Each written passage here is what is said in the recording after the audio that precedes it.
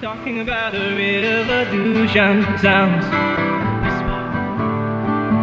Don't you know? Talking about a revolution, it sounds like a whisper.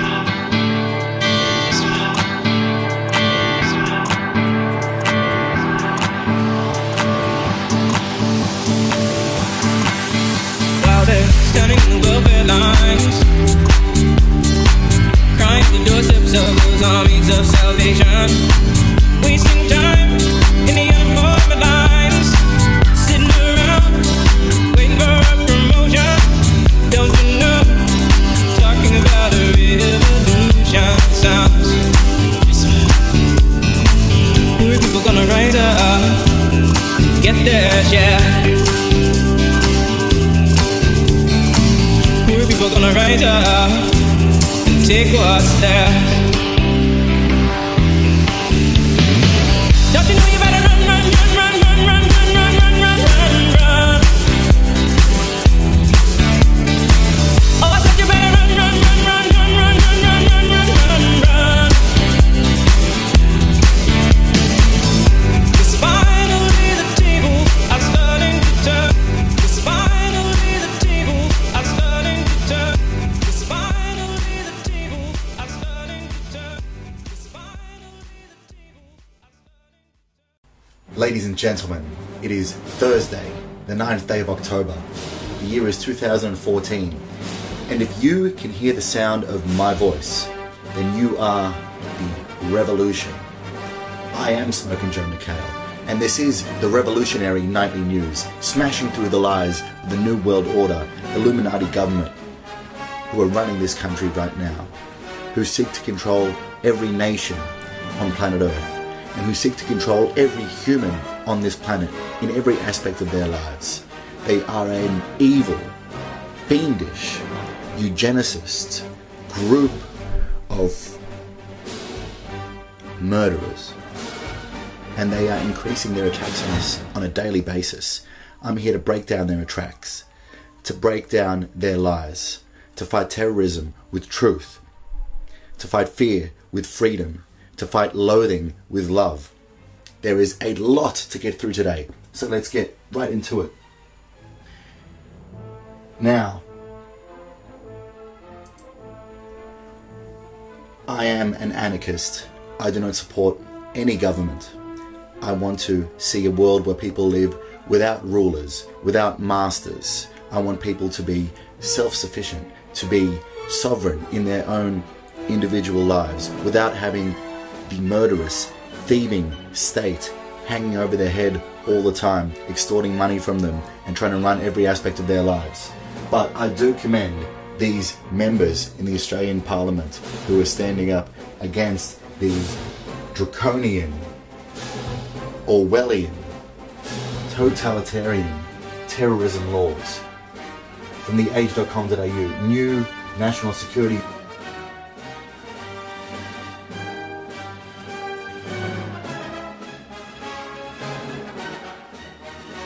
Unscrupulous governments use people's legitimate fears to illegitimately take away their freedoms.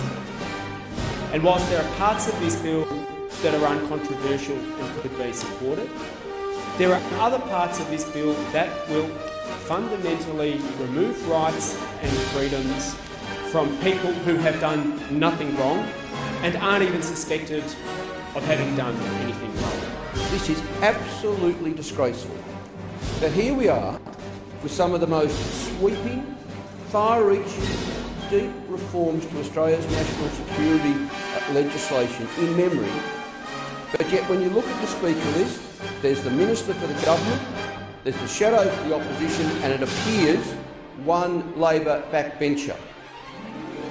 Clearly, the government and the opposition, with the exception of the member for Fremantle, don't understand the role of this place. It's to bring ideas in, to bring bills and motions in, and to explain them and to fight for them. And in particular to explain why they think there is a need to rush a bill in the way this is being rushed. Now, the media has made, understandably, the media has made much in recent days of the notorious Section 35, which would make it an offence punishable by up to 10 years imprisonment for a journalist if he or she was to disclose a special intelligence operation. But that will have the effect of shutting down the media. It is clearly overreached by the security services, who've been basically invited to write an open cheque. And the government, that wants to beat its chest and look tough on national security, said, we'll sign that. And the opposition, who's desperate to look just as strong on national security, said, we'll countersign that cheque too, even though no one has actually made the case that there's even a requirement for such a measure in this bill. You know, in some ways this is a distraction. It's another distraction from the fact that our heightened security environment is a result of us helping to start a war that has run for 11.5 years, that has fomented more turmoil in the Middle East and caused more angst within our own community. Perhaps to distract us from the fact that we were until recently giving broad diplomatic support to the Syrian rebels that included the Islamic State. And now all of a sudden the Islamic State's gone from being one of the, I think to quote the Prime Minister's or words to the effect of the Prime Minister, one of the goodies to one of the baddies. I mean, this is outrageous. This is absolutely outrageous. In the wake of the past few weeks' delivery by government, assisted by many media outlets, of existential threat and panic, don't panic messages, many people in the Australian community feel understandably confused and anxious. Members of Australia's Muslim communities may fear that the Prime Minister's restrictions on some message applies particularly to them. If that is the case, then surely it is an approach that can only foster fear, mistrust and division, the very opposite of what is needed in terms of investing in community harmony, safety and human security in its broadest sense.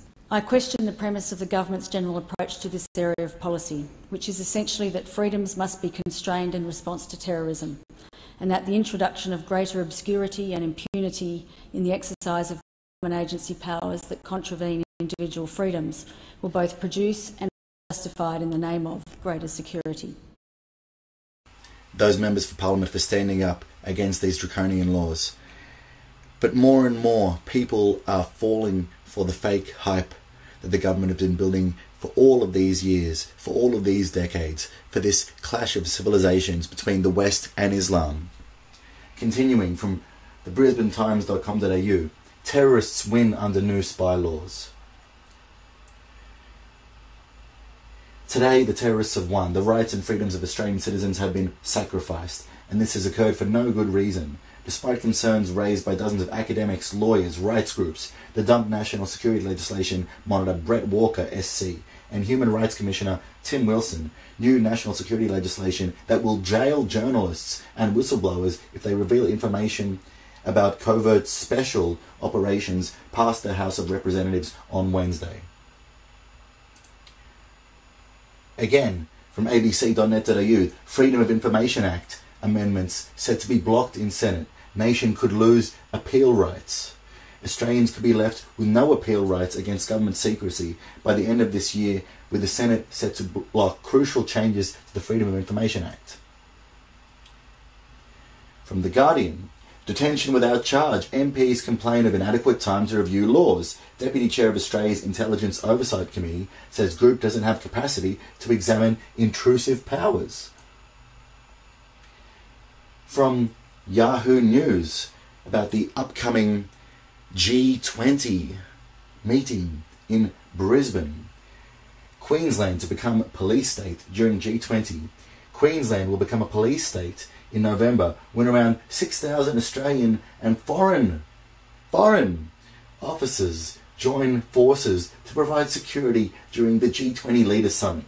Around 800 police from the United States. Oh, you know that they're good cops over there in the United States.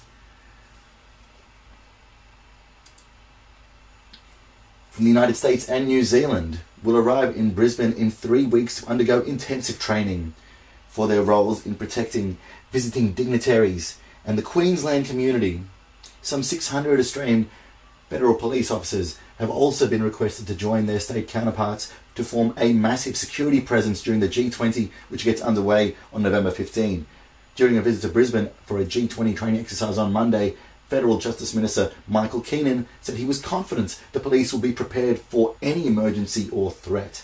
The safety of the community is the highest priority of government, and we are well developed and well rehearsed in our national security arrangements that will be in place here in Brisbane for the G20, he said. Around 800 participants took part in Monday's training exercise to perfect the process of getting world leaders off planes and into the motorcades that would take them to their hotels. The federal government has bought and leased 25 special protected vehicles for this purpose. However, Mr. Keenan has refused to reveal the cost to taxpayers. He said the exercise, which involved role-playing, was not designed to address a specific threat against any leader. And this is just further slave training for the population of Brisbane, like we had here in Sydney a few years ago, with these special events, with these dignitaries who are, in fact, part of the murderous network around the world who are destroying the human race. This is a beta test for them to implement a full security police state. And if we don't fight back against their plan now, that's what it's going to be like every day. That is their goal, to have the city under full lockdown, to have the country under full lockdown, to have the planet under full lockdown. But that is not going to occur, because the spirit of freedom is stronger than the spirit of fear. The spirit of love is stronger than the spirit of hate and domination. New rules segregate Muslim women wearing Niqabs and Burqas behind glass at Australian Parliament. Australia's Parliament House has brought in new rules that will see people with facial coverings made to sit behind glass to view proceedings. Further race baiting, further fear-mongering, further dividing and conquering people, driving a wedge between good people so that they hate each other, while the government laughs all the way to their bankster friends. From RT, fighting ISIS, 1.1 billion already spent, 30 years of war to come. Well, that's a low, short war compared to the 100-year war that the former head of the Australian Army, Peter Lay, mentioned in an article in The Australian a few weeks ago. But yeah, 30 years of war, that's nothing. Imagine 30 years of war. We haven't even experienced war, the most of us. I haven't lived in a war zone. I don't want to live in a war zone. But that's their goal. They've exported wars all across the Middle East, and now they want to export them globally. But we need to stand up as free people, as independent people, and say, no more. We see through the lies, we see through the charade, and we're not going to take it anymore.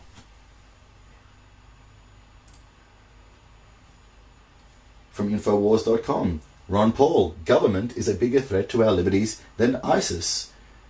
Alex Jones speaks with former Congressman Ron Paul, and that's what I've been saying for a long time. The government is the biggest threat, the biggest murderer in history. Look up a University of Hawaii study. 262 million non-combatants were killed by government in the 20th century alone. Look it up. It's called democide.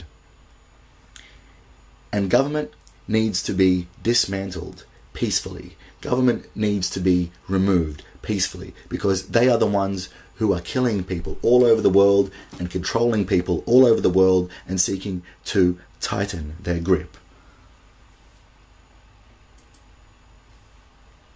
From Forbes, moving on to Ebola. And now I'd like to talk about how it is very clear that Ebola is an engineered biological weapon designed to take out a lot of people. We've seen the predictive programming for this for years in hundreds, possibly thousands of zombie movies and viral infection contagion movies. I'm going to go through some news here and break down what's going on and connect the dots for you. Ebola as ISIS bioweapon from Forbes. ISIS may already be thinking of using Ebola as a low-tech weapon of bioterror, says a national security expert who notes that the Islamic State of Iraq and Syria and terror groups like it wouldn't even have to weaponize the virus to attempt to wreak strategic global infection. RedFlagNews.com. Nightmare. UN Ebola chief fears virus will mutate and go airborne. From Infowars.com. US military sets up African FEMA camps And this is the plan. They have released this virus. It's going to spread if it's allowed to go unchecked, and then people are going to be locked up in concentration camps. And they're going to try to implement martial law so that you've got no say in what goes on. And you know that they're going to be locking up dissidents. You know they're going to be locking up people who don't agree with the government in these camps.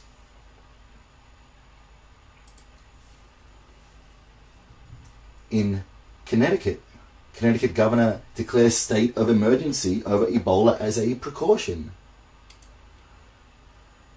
From WND.com, generals blast Obama's order of troops to fight Ebola. 2 retired US Army generals have blasted President Barack Obama's decision to send US troops to West Africa to battle the Ebola virus epidemic, saying the military is to fight wars, not disease. In exclusive interviews with WND, retired US Army Lieutenant General William Jerry Boykin and retired US Army Major General Paul E. Vallely condemned Obama's decision as US Defense Secretary Chuck Hagel approved up to 4,000 boots on the ground from a previous ceiling of 3,000. What are they going to do? They're going to go over there and shoot the virus? This is part of a further plan to go over there, get the troops infected with Ebola and have them bring it back to America. If you see what's going on, it doesn't make sense. They're not trying to contain this. They're trying to make it spread. This is a biological weapon. And another reason is they're moving to get more military bases in Africa and control more of that region. People need to see this for what it is. It is an engineered crisis. And it looks like it's a pretty damn big crisis. And this is something else I want to move into, and people should really think about this. We've seen for so many decades zombie movies, and the zombie theme and the zombie apocalypse being so prevalent in media. Predictive programming is what it's called. Getting people prepared for this event and getting people prepared for having to take a vaccine and getting people prepared to think that it's okay for the government to shoot thousands of people because they're infected or they're zombies. What's happening right now is worse than any zombie movie, but you can see the seeds have been planted in people's minds long ago. So this is not going to be anything new to them. And I've seen people on social media post articles that I'm going to talk about now, and they're saying, wow, zombie apocalypse, I can't wait for this. I knew this was going to happen. The unfortunate thing is, Ebola is a biological weapon. And there are reports of it tying into a zombie type scenario. Kansas will be prepared for the zombie apocalypse, from Time Magazine Online, or any other disaster for that matter. If the zombie apocalypse arrives, one US state will be ahead of the game. Kansas Governor Sam Brownback has signed a proclamation naming October the state's Zombie Preparedness Month. This announcement, to be signed September 26th in the governor's ceremonial office in the Kansas State House, urges state residents to prepare an emergency plan and survival supplies that can last at least 3 days. Of course, gathering up water, non-perishables, and batteries to wait out a zombie siege sounds an awful lot like how a Kansas resident might prepare for a range of natural disasters, which officials say is exactly the point. We came up with the idea of a Zombie Preparedness Month because it is an engaging way to get people on board with emergency preparedness. The governor's office says, if you're equipped to handle the zombie apocalypse, then you're prepared for tornadoes, severe storms, fire, and any other natural disaster Kansas usually faces. From naturalnews.com, it's all scripted. Ebola outbreak and impossibly rapid vaccine response clearly scripted. US government patented Ebola in 2010 and now owns victims' blood. Yes, the US government owns the patent on Ebola.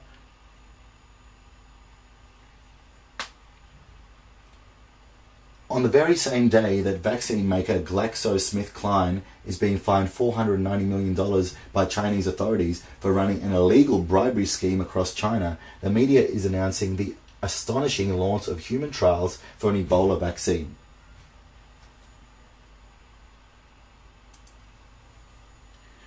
From the Economic Policy Journal, the US government holds Ebola virus patent. In a comment to my post, the US military and the Ebola outbreak, Alex Zugel notes, another dot to connect is that the US government holds a patent on Ebola. They sure do. And you can look this up for yourself. It's on Google. The human Ebola virus species and compositions and methods thereof. Here are the patent details. The applicants include the government of the United States of America as represented by the Secretary, Department of Health and Human Services, Center for Disease Control, and it goes on.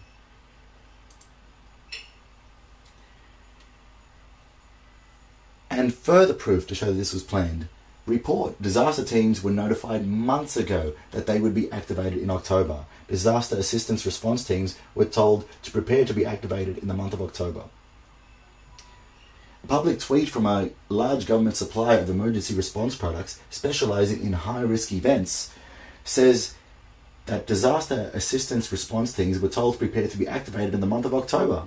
The shocking revelation made on the Golden State Fire EMS Twitter page suggests that not only did someone know that the Ebola virus would be reaching America, but that they knew exactly when it would happen. And now moving on to these articles. And these articles, these reports of people rising from the dead, it's happening. I haven't seen it with my own eyes, and these reports might be fake. But they are pushing this narrative of zombies. And they have been pushing this narrative of zombies in movies for a long time, in television for a long time. Ebola victims in African village rise from the dead, causing panic and fear among locals. Panic is spreading in an African village that Ebola patients were rising from the dead. This is a file picture of an Ebola victim. Panic is spreading across an African community after reports that 2 Ebola victims have risen from the dead. The victims, both females in their 40s and 60s, died of the deadly virus in separate communities in Nimba County, Liberia. But according to reports in a local newspaper, the pair have reportedly been resurrected and are now walking among the living, causing panic and fear among locals. This is from mirror.co.uk. And then there's this from 9news.com.au. He's alive. TV news crew stunned after body being wrapped for the morgue starts moving.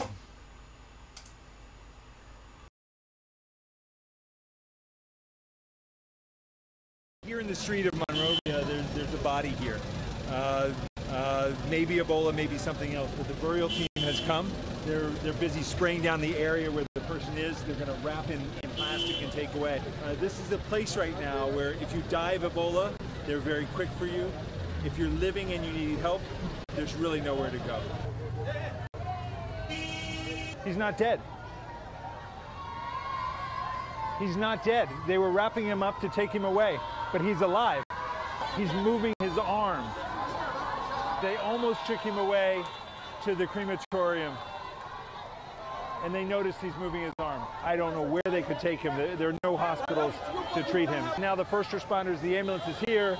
They're trying to get them to stop to take him and to somewhere where he can get some care. And it goes further. Homeland Security preps for zombie apocalypse. Republican Senator Tom Coburn triggering our Washington Watchdog report, and ABC's Jonathan Karl has what is in his report. The zombie apocalypse. This isn't some really bad B movie. It's an actual scene from the 2012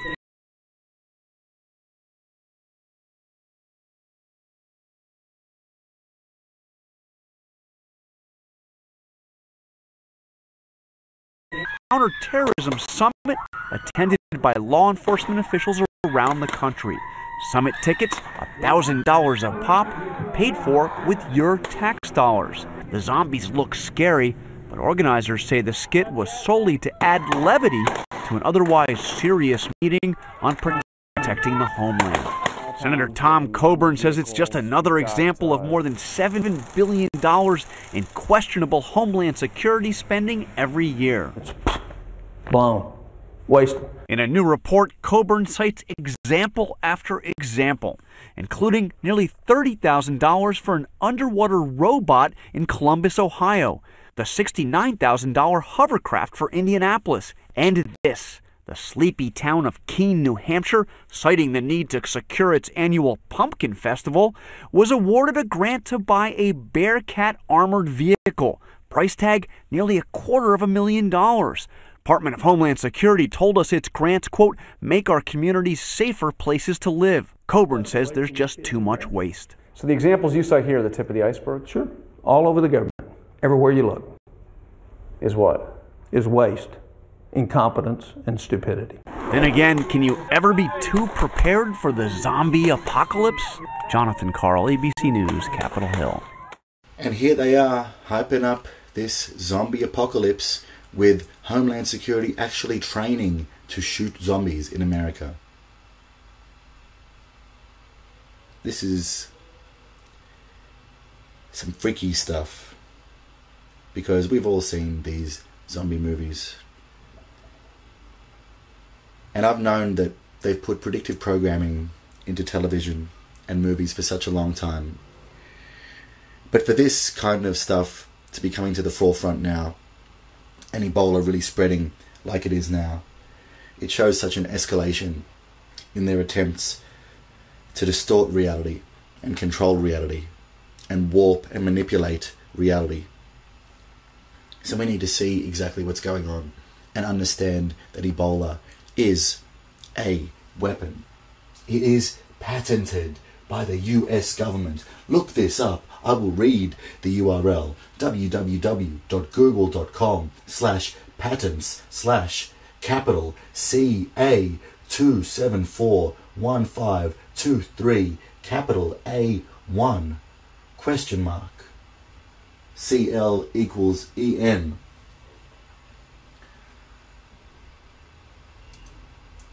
Now another article from Natural News. Governments seize colloidal silver being used to treat Ebola patients, says advocate. Efforts to bring natural Ebola treatments to suffering West Africans have been squelched by the World Health Organization, which recently blocked multiple shipments of nano-silver solution measuring at 10 parts per million from entering the region, leaving thousands to suffer needlessly. WHO officials also reportedly called off a trial at an Ebola isolation ward where local health authorities were set to begin administering the silver, which the US government previously demonstrated as highly effective against Ebola. WHO ordered the trial not to proceed, despite the fact that it had earlier voiced support for experimental treatments. Now I'm still researching this, but I know that I have colloidal silver. And I know that colloidal silver has been shown to kill a lot of viruses. You should research this for yourself. I don't know everything about it, and I can't pretend to. But I really think you should look up exactly what can kill viruses. High doses of vitamin C, colloidal silver, other natural products. Because if this thing starts to spread further, you're going to want to have very strong immunity. And you're going to want to try and protect yourself in any way possible. And that's going to be through natural remedies. With the Ebola/zombie hysteria happening right now, I would like everyone to understand that it is a biological weapon. Do the research for yourself. Why would the US government hold a patent on this thing? Why would they be flying people from Africa who have it into the United States? Why would they be sending troops over to Africa to fight Ebola? They're trying to spread it. They're trying to make a massive depopulation effort in one fell swoop with this biological weapon that they have created. I urge you to look into it. And I urge you to prepare yourself in any way possible. Now moving forward, the Prime Minister of the United Kingdom, David Cameron, this murderer, this New World Order scumbag, has given a speech at the United Nations scumbag headquarters, outlining how what I'm doing right now, in his opinion, is terrorism. Because I talk about freedom, because I expose the lies of the government. But I will allow you to see for yourself this evil man talking about how speaking truth is terrorism, while he drops bombs and kills people. This is Orwellian. War is peace. Freedom is slavery.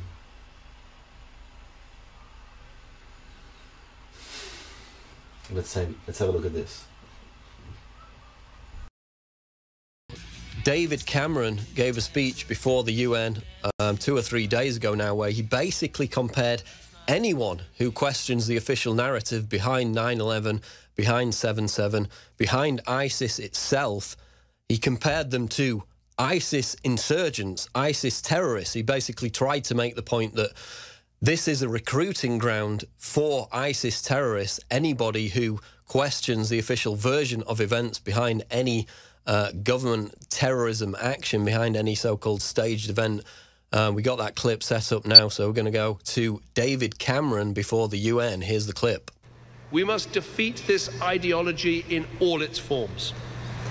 As evidence emerges about the backgrounds of those convicted of terrorist offences, it is clear that many of them were initially influenced by preachers who claim not to encourage violence, but whose worldview can be used as a justification for it. We know this worldview, the peddling of lies, that 9/11 was somehow a Jewish plot, or that the 7/7 London attacks were staged. The idea that Muslims are persecuted all over the world as a deliberate act of Western policy. The concept of an inevitable clash of civilizations. We must be clear. To defeat the ideology of extremism, we need to deal with all forms of extremism, not just violent extremism. For governments, there are some obvious ways we can do this. We must ban preachers of hate from coming to our countries. We must prescribe organizations that incite terrorism against people at home and abroad. We must work together to take down illegal online material like the recent videos of ISIL murdering hostages. And we must stop the so-called non-violent extremists from inciting hatred and intolerance in our schools, our universities, and yes, even our prisons. Of course, some will argue that this is not compatible with free speech and intellectual inquiry. Yeah. But I ask you, would we sit back and allow right-wing extremists, Nazis or Ku Klux Klansmen to recruit on our university campuses? No. So we shouldn't stand by and just allow any form of non-violent extremism. Okay. We need to argue that... So that's David Cameron before the UN a few days ago, comparing anybody who questions 7/7 or 9/11 to ISIS terrorists themselves. And remember, with the James Foley beheading video, the Metropolitan Police came out immediately after that video was released and said that anybody who even watches it on YouTube or on any other video sharing platform could be committing a terrorist act. So there you have it. David Cameron, you want to call me out because I'm spreading the truth. You know 9/11 was an inside job. You know 7/7 was an inside job. You know what you've done. And you want to come out here and attack the people who are spreading truth, calling us terrorists. It's not going to fly. It might fly with the dumbed down masses of people who have been so brain damaged by the toxic food, by the sodium fluoride in the water, by watching 8 hours of television a day. Some of them might think along your lines, but there are so many people who are waking up to the fact that you are the criminals, you are the terrorists. And since day one, I've said and I've known and I've believed that peace is the only way forward, that love is the only way forward, that truth and freedom are the only ways for us to go forward.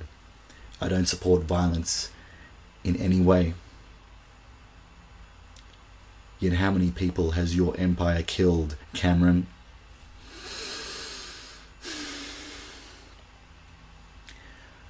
I don't want violence because I know that the government has all of the guns, all of the weapons, and the free people of Earth. It doesn't seem to me that we can win militarily. I don't think that hate can conquer love. I don't believe in attacking the government physically. That's why I'm here. This is my counterattack. This is me fighting back. This is me spreading the message, exposing what's going on peacefully, with love. Because I want the next generation to have freedom. I want the next generation to have prosperity. I don't want the next generation and the rest of the human race for the rest of time to be living under a tyranny. I don't want that. And I'm not going to allow that to happen. And although you can call me a terrorist, you can call me whatever you like, and you can make whatever kind of laws to criminalize this broadcast and to criminalize spreading truth, but I will not be moved. Look in my eyes and understand that I'm doing the right thing. And you agents of the state working for ASIO, working for the security agencies who are watching this video, understand that you're not going to be exempt from the terrors and the tyranny that the New World Order has in store for all of humanity. All I want is for your children to be successful, to be strong, to grow up free. That's why I'm exposing this. I urge people who work within the government to look into what's going on, because who knows how long I'll be able to do this show for before they come after me. But I stand here with my head high, proud, knowing that I'm doing the right thing morally, and that when I am judged, my conscience will be at ease. And I go to bed every night with my conscience at ease because I know that I'm doing the right thing. Won't you join the fight for freedom with me? And moving on from that Cameron speech, 9/11 truth activist surrenders the UK police for espousing extremist ideologies. Demonstration aimed at highlighting absurdity behind PM David Cameron's recent controversial remarks. A UK author and activist who has worked to expose the truth behind the London 7/7 bombings and 9/11 attacks attempted to turn himself in to authorities in a demonstration aimed at highlighting the absurdity behind Prime Minister David Cameron's recent controversial remarks regarding radical extremism. They want to call truth terrorism. War is peace, freedom is slavery, ignorance is strength. But that is not true. Strength is strength. Freedom is freedom. Peace is peace. Virtue is what is called for, not evil. And you want to spread this evil, murderous regime all over the world. It's not going to happen. I'm telling you, it's not going to happen. People all over the world are coming together in a global awakening. That's why you are watching this broadcast right now, wherever you are across the planet. And I do my best to put this message out there as eloquently as possible. But it's time for you to stand up and get involved in the fight, because they are escalating things. And with this Ebola outbreak, and with this targeting of people who aren't violent, it shows that they are desperate and they're moving ahead with their plan exponentially. Moving to some local news now from mobile.news.com.au. This is what your tax dollars are going to in Australia. Dick Johnson tunes a Ford Falcon GTF, Australia's most powerful police car. It has more power than any of the V8 supercars in this year's Bathurst 1000. It can detect stolen cars in milliseconds and spot speeding drivers from up to a kilometre away. And it's not a bird, it's not a plane, it's Australia's most powerful and technically advanced police car. Make it out to be some kind of superhero. When your tax dollars are going to the police so they can extract more money out of you through fines to further impoverish you, to further oppress you. And people laugh saying, oh, that's a cool car, you know what I mean? Good on them. I don't want my money going to this nonsense. That's why I don't support the government. That's why I support people who want to be free. Take a decision to stand up for freedom. The time is now. And from m.qt.com.au, truckie outraged over $10,000 fine. Springfield truckie Aaron Tunner couldn't believe his eyes when he opened the letter from the Lithgow courthouse. I rang the courthouse. I said they must have added one too many zeros, he said. But the $10,000 fine he received for a critical risk breach was no joke. He was booked by police at the Mount Boyce Weighbridge for only having 5 hours rest instead of 7 in a continuous block. This poor guy gets a $10,000 fine. I report on a lot of different things in the news here. But what I want to see and what I want to do is connect the dots. Continued war, the government funding the terrorists, Ebola, them ripping you off with taxes every single day. What we're facing is a government that is seeking to destroy humanity, seeking to wipe out billions and keep the people who are alive in a total police state. I'm doing my best to be out here to rally as many people as I can to the cause of freedom. I have faith that the free people of the world will be victorious, but more than faith, I'm putting action behind my faith. I'm here spreading the news, spreading the truth. I encourage you to do the same. I know that we will win. I know that freedom will prevail. And I believe and declare that together we will crush the new world order. Spread this message. The time for revolution is now. The revolution is here. Woo!